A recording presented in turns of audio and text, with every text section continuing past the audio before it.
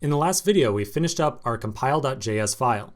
Let's now run this at the terminal and see what happens. We should see a console log immediately appear on the screen, but I'm kind of curious what data the compiler is really returning for us. So back at my terminal, I'm going to make sure I'm inside of my inbox project directory, and then I'll run the command node compile.js, like so.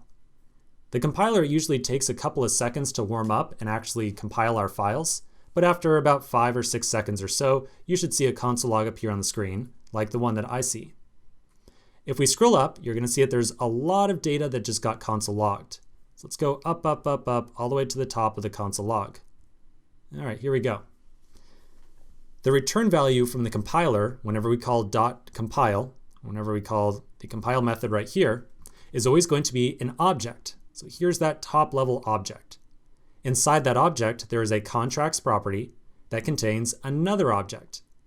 This contracts object right here contains all the different contracts that were just compiled by our compiler. The Solidity compiler is built assuming that you might want to compile multiple contracts in one go. In our case, we have just one contract, just the inbox contract.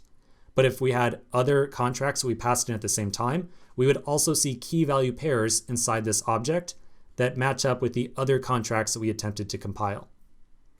There's two properties on this object that represents the compiled inbox contract that we really care about. The first is right in front of us, bytecode. Bytecode right here is the actual bytecode that we are going to deploy to an Ethereum network. So yep, believe it or not, this series of numbers and letters represents the actual code of our contract that is going to be stored and executed on the blockchain. If we scroll down a little bit beneath that, you'll find another property called interface. Interface right here is our contract ABI.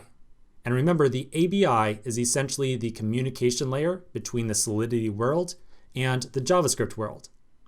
Now, if you look at the actual ABI or the actual interface itself, you might be a little bit disappointed. You'll notice that there's really not a lot of information in here.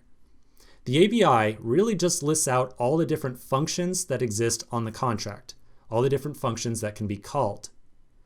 It also specifies how many arguments, what type of arguments, what return values, and what type of return values are handled with each of those functions. I know the text in here is kind of hard to read, but you can see, for example, maybe we could start right up here at the top. You might see something that says name, there it is, set message. So this is an entry for our set message function. The set message function requires one input, so here's inputs, that's called new message, and its type is supposed to be a string. So I know this is kind of hard to read, but you can kind of get a sense that the interface is specifying the different methods and their kind of format of inputs and outputs. If you want to, you can certainly look through some of the other properties on this object that got returned to us from the compiler. But again, the only two that we're going to be making use of are the bytecode property and that interface property. All right, now that we've got a better idea of what's going on inside the compiler output, we're going to go back over to our compile.js file, and we're going to remove our console log. So I'm just going to make sure I clean up the console log and the set of parentheses on the left and the right, like so. Now, of course, whenever we compile this file, we need to somehow make it available to other files inside of our project. So at this compile line right here, we're going to add a module.export statement in front of it. And that's going to make sure that we can simply require in the compile file and immediately get access to our compiled source code.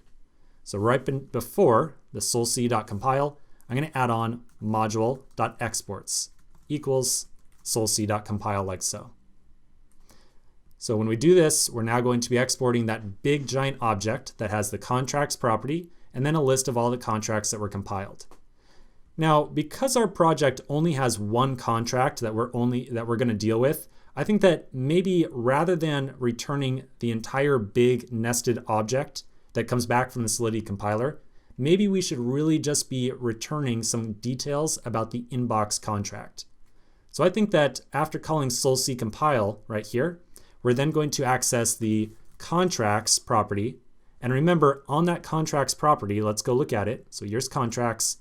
On the contracts property, we really only care about the key value pair of inbox right here. We really just care about this object because this is what contains the actual bytecode and interface. So we just made reference to contracts, and then on contracts, we'll further pull off the inbox property. And notice this is :inbox, not just inbox. So to get access to that, we can put our square braces, and then in a string, :capital I inbox. Cool. So now whenever we require in the compile.js file, we will get direct access to an object that contains just the bytecode property, which is our contract source, and the interface, which is our ABI. That's going to make it a lot easier when we go to deploy or test this contract in the future. We won't have to remember to destructure off contracts and inbox like so. All right, this is looking pretty good. Let's pause right here, and then in the next video, we're going to start wiring up our testing solution with Mocha to make sure that our contract is actually behaving the way we expect. So quick pause, and I'll see you in a minute.